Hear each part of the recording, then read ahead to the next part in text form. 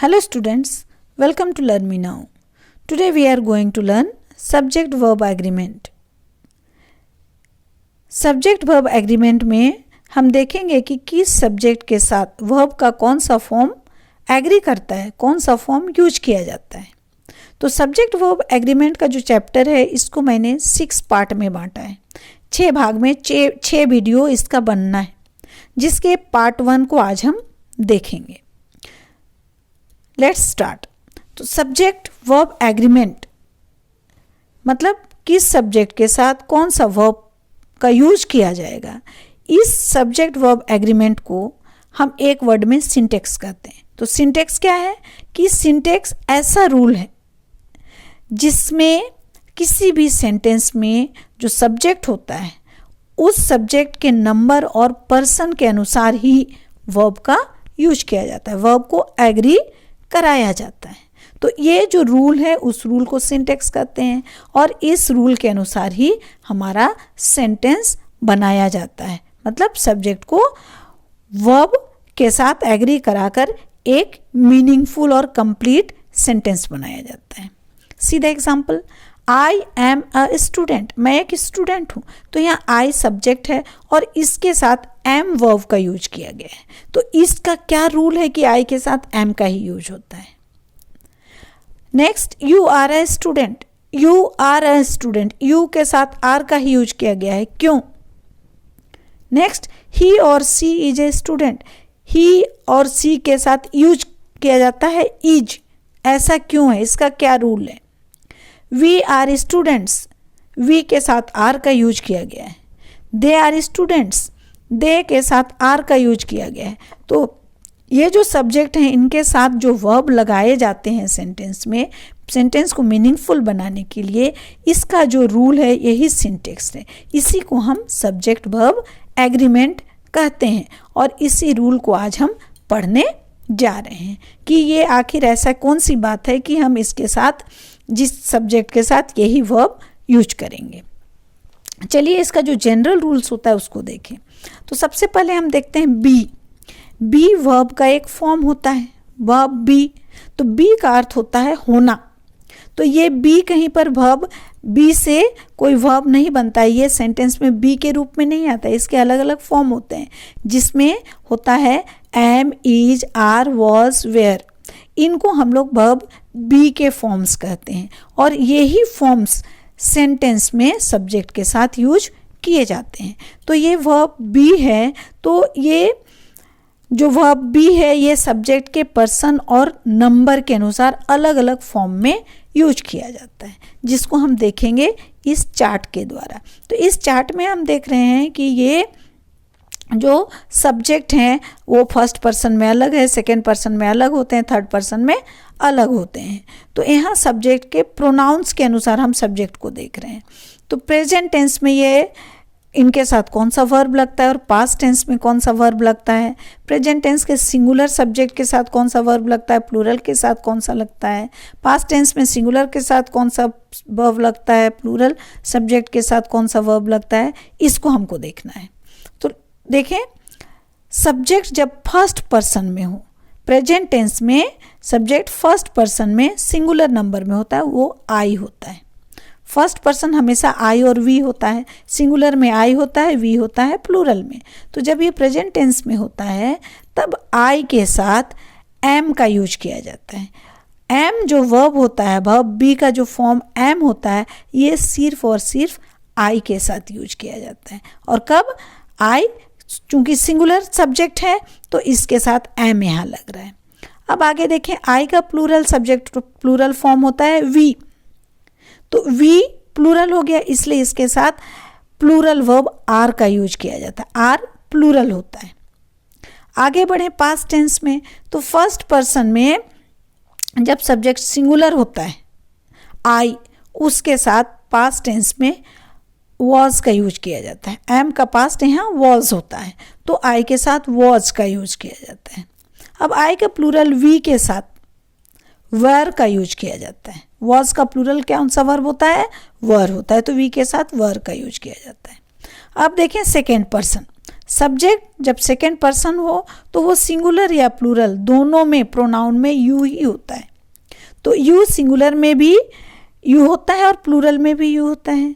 तो यू के साथ सिंगुलर में भी वर्ब आर का यूज किया जाता है और प्लूरल में भी वर्ब आर का यूज किया जाता है।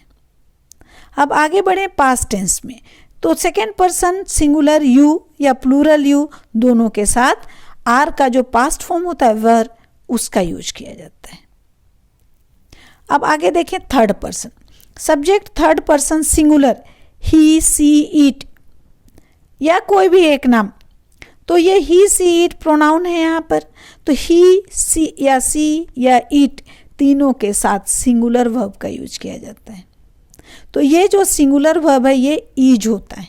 तो ही सी इट या कोई भी एक नाम के साथ ईज का यूज किया जाता है। ही सी इट का प्लूरल होता है प्रोनाउन में दे के साथ प्लूरल वर्ब आर का यूज किया जाता है। अब चलें पास्ट में, ही सी इट के साथ वॉज का यूज किया जाता है और दे के साथ वेर का यूज किया जाता है। तो यहाँ हम देख रहे हैं आई के साथ प्रेजेंट टेंस में एम लगता है और पास्ट टेंस में वॉज लगता है। यू क्या है, सिंगुलर प्लूरल एक होता है, प्रेजेंट टेंस में आर लगता है, पास्ट टेंस में वर लगता है। ही सी इट सिंगुलर में ईज लगता है और प्लूरल दे के साथ आर लगता है प्रेजेंट टेंस में। यही पास्ट टेंस में गया तो ही सी इट के साथ वॉज और प्लूरल दे के साथ वर लगता है। तो ये हमारे सब्जेक्ट के अनुसार वर्ब के बी फॉर्म का एग्रीमेंट है। इस तरह वो एग्री करता है और इसी तरह हमें अपने सेंटेंस में भी इसको यूज करना है। नेक्स्ट आते हैं have. Verb have possessive case में आता है। जैसे ये जो हमने बी फॉर्म देखा तो ये स्टेट को दिखाता है, पोजीशन को दिखाता है, उसकी स्थिति क्या है को दिखाता है। और ये जो हैव है ये उसके पोजेशन को दिखाता है, उसके पास क्या है, किसी के पास होना, उसका बिलोंग करना, उसको हैव दिखाता है। तो ये जो वर्ब हैव है वो भी सब्जेक्ट के पर्सन और नंबर के अनुसार चेंज होता है। तो इसे हम देखें कि प्रेजेंट टेंस में क्या होगा और पास्ट टेंस में क्या होगा। तो first person singular subject I होता है, इसके साथ हैव का main form original form have he लगता है और हैव प्लूरल फॉर्म में होता है। अब आई का प्लूरल वी होता है, उसके साथ हैव लगता है, चूंकि हम जानते हैं प्लूरल सब्जेक्ट के साथ प्लूरल वर्ब लगता है। अब अगर पास्ट टेंस में जाएं तो आई के साथ हैव का पास्ट फॉर्म हैड होता है तो हैड लगता है। प्लूरल में वी, उसके साथ भी हैड लगता है। अब सेकेंड पर्सन में चलें तो यू सिंगुलर प्लूरल दोनों में यू ही होता है, दोनों के साथ हैव लगता है प्लूरल फॉर्म। अब उसी का पास्ट टेंस में जाएं, सिंगुलर यू के साथ हैड, प्लूरल यू के साथ भी हैड ही लगता है। आगे बढ़े थर्ड पर्सन में। थर्ड पर्सन का सब्जेक्ट जो होता है सिंगुलर में ही या सी या इट, ही लगता है मेल पुरुष जाति के लिए, सी लगता है फीमेल स्त्री जाति के लिए, इट लगता है न्यूटर जेंडर नपुंसकलिंग के लिए, कोई भी नॉन लिविंग थिंग के लिए। तो ये ही सी इट जो थर्ड पर्सन सिंगुलर नंबर में आते हैं इनके साथ सिंगुलर वर्ब हैज का यूज किया जाता है। हैव का सिंगुलर फॉर्म होता है हैज, तो ये चूंकि सिंगुलर सब्जेक्ट है थर्ड पर्सन तो इनके साथ हैज लगता है। अब ही सी इट का प्लूरल फॉर्म होता है दे, इसके साथ हैव लगता है प्रेजेंट टेंस में। और यही जब पास्ट टेंस में आता है तो ही या सी या इट के साथ या कोई भी एक नाम के साथ हैड लगता है। और जब उसका प्लूरल में जाए दे में तो दे के साथ हैड लगता है। तो पूरे चार्ट में हम एक चीज नोटिस कर रहे हैं कि फर्स्ट पर्सन और सेकेंड पर्सन चाहे वो सिंगुलर हो या प्लूरल हो उसके साथ प्लूरल वर्ब लग रहा है हैव का फॉर्म में, और थर्ड पर्सन सिंगुलर के साथ सिर्फ सिंगुलर वर्ब का यूज हो रहा है हैज। और पास्ट में सारे के सारे सब्जेक्ट जो होते हैं सब, चाहे वो फर्स्ट पर्सन हो, सेकेंड पर्सन हो, थर्ड पर्सन हो, सिंगुलर हो या प्लूरल हो, सबके साथ हैड का यूज हो रहा है। तो ये पॉजिटिव केस में हैव जो आता है हैव वर्ब के साथ इस तरह का यूज हम करते हैं, सब्जेक्ट के साथ वर्ब को एग्री कराते हैं। नेक्स्ट आता है वर्ब डू। डू क्या होता है, एक्शन वर्ब होता है। बी जो हमने देखा वर्ब बी, ये स्टेट वर्ब होता है, उसके पोजीशन को मैं हूँ, मैं था, तुम हो, तुम थे, वह है, वह था, वे हैं, वे थे, ये था, थे या हैं वाला केस है।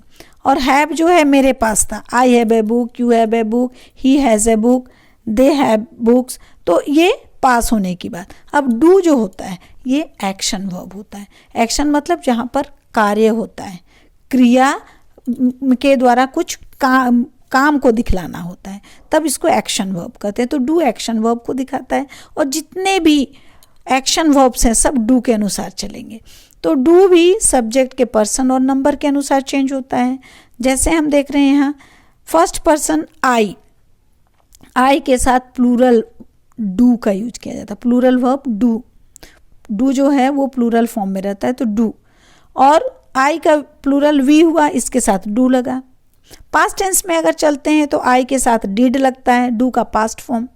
वी प्लूरल के साथ भी डिड लगता है।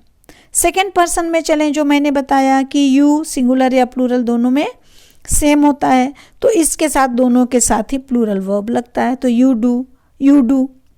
अब आए पास्ट टेंस में, तो यू सेकेंड पर्सन जो है सिंगुलर में भी यू, प्लूरल में भी यू, और दोनों के साथ डिड लगता है। अब चलें थर्ड पर्सन में, ही या सी या ईट या कोई भी एक नाम, थर्ड पर्सन का कोई भी एक नाम, तो वो सिंगुलर सब्जेक्ट है, इसलिए इसके साथ सिंगुलर वर्ब का यूज होता है। डू में ई एस लगाया तो डज बन गया, जैसे ईट में एस लगाया तो ईट्स बन गया, रन में एस लगाया तो रन्स बना। तो कोई भी एक्शन वर्ब में एस या ई एस जोड़कर हम उसको सिंगुलर बनाते हैं, V5 बनाते हैं, जिसको हम V5 कहते हैं। अब ही सी ईट का जो प्लूरल फॉर्म है दे, उसके साथ प्लूरल वर्ब डू लगता है।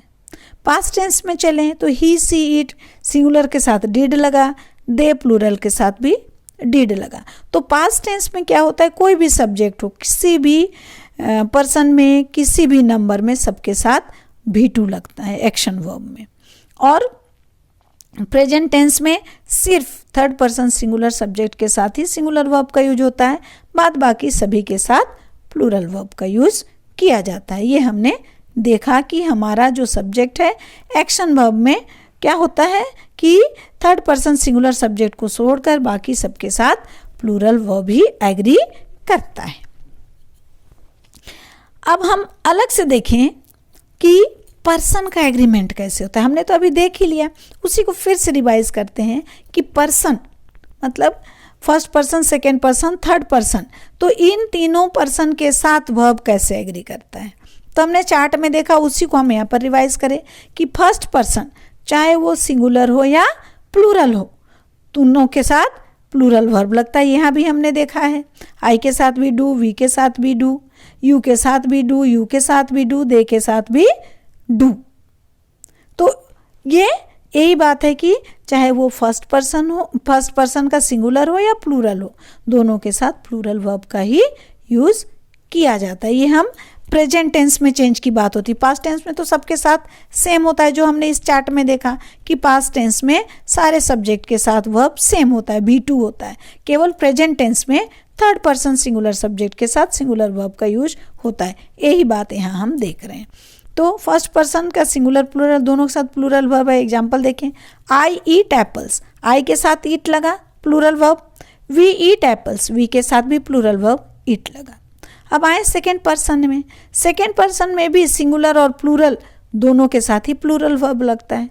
जैसे यू ईट एप्पल्स, यू के साथ ईट प्लूरल वर्ब लगा, यू ईट एप्पल्स। अगर वो ज़्यादा है एक से तो वहाँ पर भी यू ईट एप्पल्स ही होगा। अब आए थर्ड पर्सन, थर्ड पर्सन के सिंगुलर सब्जेक्ट के साथ सिंगुलर वर्ब का यूज किया जाता है।